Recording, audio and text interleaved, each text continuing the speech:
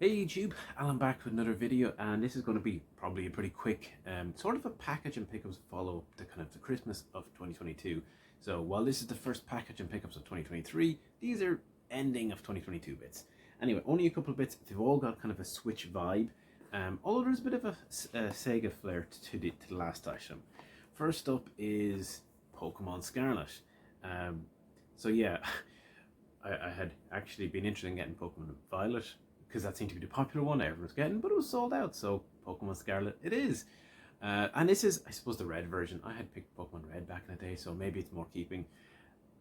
The thing about this one is everyone's talking about it. Oh, it's got glitches and all that sort of stuff, and it's now open world. I suppose that's to be expected from Game Freak. I'm still playing Pokemon Sword and Shield. Complete the main quest, but I'm still kind of like trying to fill out the Pokedex and all that sort of stuff. And I still have to play Pokemon Diamond or Brilliant Diamond or whatever they call this. So I'm actually debating, now that I'm getting near the end of Sword and Shield, should I jump straight into Scarlet or should I go via Diamond? I'm not really sure. I know this is much more old school, like I mean I played the DS version, and this is going to be a new experience, so I really don't know. And of course, one of the things that have really kind of got me about playing the Pokemon games is because this happened with Let's Go, when you put it into one Switch, it kind of locks it to that Switch. So, and it doesn't support cloud saves. So you got to play it on that one. And I've got two Switches. So yeah, if I start one, I'm going to kind of lock onto that Switch and just play it. But right now I'm leaning towards Scarlet. Or is that Violet? No, it's Scarlet. So keeping on the Switch team, as I said, the next item is a Switch Pro controller. So this was a gift, and I had kind of mentioned that to someone that I was interested in getting a new controller, because my current Pro controller, which is what I use predominantly, I don't use Joy-Cons except for the odd time in portable play, has started to get really bad at holding charge. So, like, you know, you charge it at a weekend, and I don't necessarily play the Switch too much during the week or anything like that. By the next week, the battery's dead. Like it's depleted already, even though I haven't used it. So it's just not holding its charge all that well. Now, when you charge it up, it does work and all that sort of stuff, but clearly the battery is kind of getting towards its end of life. Now, this is disappointing for me from a Nintendo's perspective, because I've never known any of their products to have dodgy batteries like that. The Wii U Pro controller had a great battery and was replaceable. You could just unscrew the back and pop in a new one. Same with, you know, like the Game Boys and the DSs and stuff like that. So yeah, this is it's a bit disappointing, but this is definitely my preferred way to play. I like, you know, playing with the Pro controller, so it's a good controller. You know, just I need another one.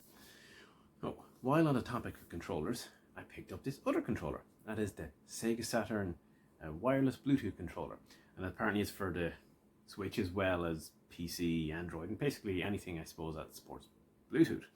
Now, it is officially licensed, which I thought is interesting. It's by Retrobit, and you can get an adapter sold separately to use it with the original Saturn itself. I think some bundles come with this included, but they were more expensive. This was on Amazon. It was only like €14 delivered, so I was like, okay, you know, I could do with an extra controller, so why not? Now, I did try a Retrobit controller in the past, and I do like the packaging, has a lot of that kind of original Saturn, you know, packaging style. I did try a Retrobit controller in the past and had mixed results. Like, it was reasonably solid, but the buttons I found too cramped in, like this Famicom FC30 or something like that, so I didn't really use it all that much. So I don't know if this will come up on camera. You can kind of see the controller embossed into the box there and the Sega Saturn logos. Oop, come out. Didn't want to come out. So yeah, there we go. Controller manual, and sitting in pretty in the box. The only other thing in the box is the USB cable. That is something I noticed as well. That's probably that's to be expected for the price, but disappointing all the same. It's a USB micro instead of USB-C, which is a lot less convenient these days.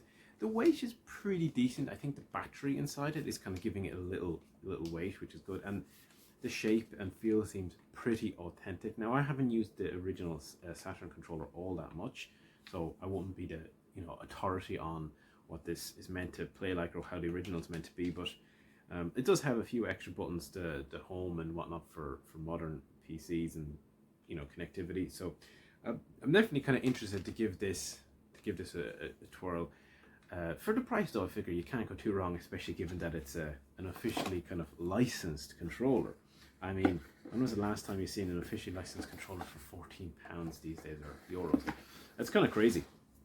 So if you're looking for a Bluetooth controller at that price, and you like your Sega, I'm sure it's worth checking out.